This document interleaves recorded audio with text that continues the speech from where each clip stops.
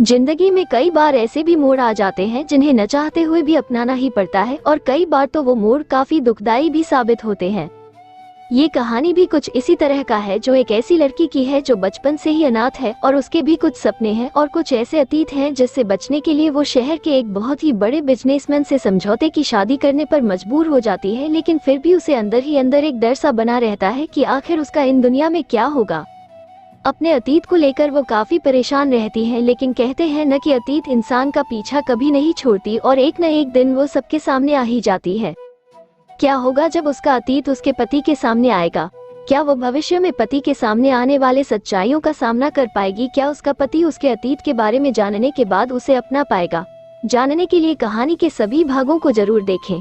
दोस्तों, कहानी बहुत ही रोमांटिक और काफी दिल खुश करने वाला है, इसीलिए आपसे निवेदन है कि कहानी के किसी भी पार्ट को मिस न करें और कहानी के सभी भागों को सुनने के लिए चैनल को जरूर सब्सक्राइब कर लें। चलिए कहानी शुरू करते हैं। आज वो दुल्हन की सेज पर बैठी इतनी खूबसूरत लग रही थी कि किसी का भी दिल पागल हो जाए। कहते हैं जिंदगी में सुहागरात के दिन का इंतजार हर लड़की को होता है, क्योंकि यह वह रात होता है जहां दो चाहने वाले या फिर शादी के बंधन में बंधने वाले एक हो जाते हैं। लेकिन दुल्हन बनने के बाद भी आज उसके दिल में वो खुशी नहीं थी जो हर लड़की के अंदर होती है, बल्कि आज वो बहुत ही ज्यादा उदास थी।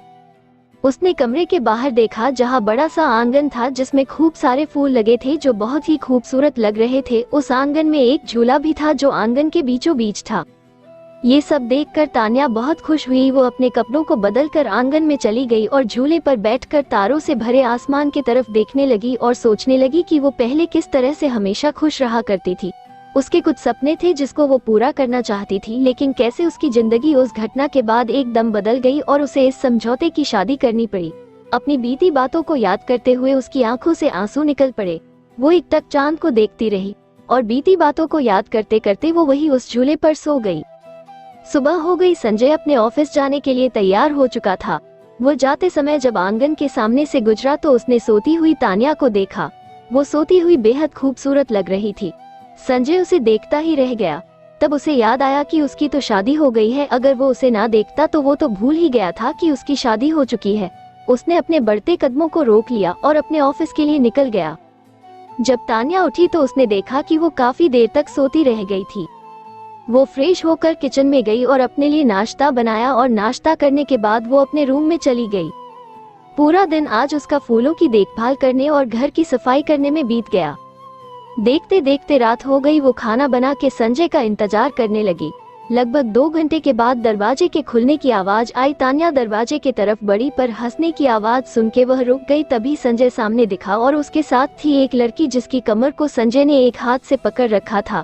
वो लड़की बेहद ही खूबसूरत थी। वो किसी अप्सरा जैसी लगा रही थी। वो अमीशा थी, संजय की पर्सनल सेक्रेटरी। वैसे तो वो खूबसूरत थी लेकिन बहुत ही घमंडी थी, और हो भी क्यों ना, आखिर जिस संजय पर कितनी ही लड़कियां फिदा थी वो उसे चाहता था।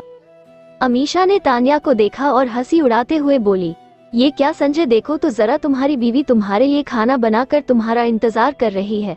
लगता है ये अपनी सच्चाई भूल गई है कि ये तुम्हारी असली की पत्नी नहीं है।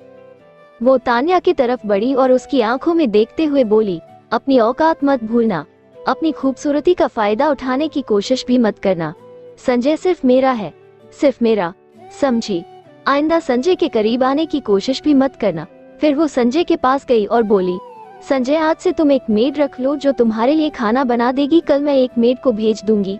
तान्या की तरफ देखते हुए, तुम ऐसे ही किसी के भी हाथों का बना कुछ भी मत खाना।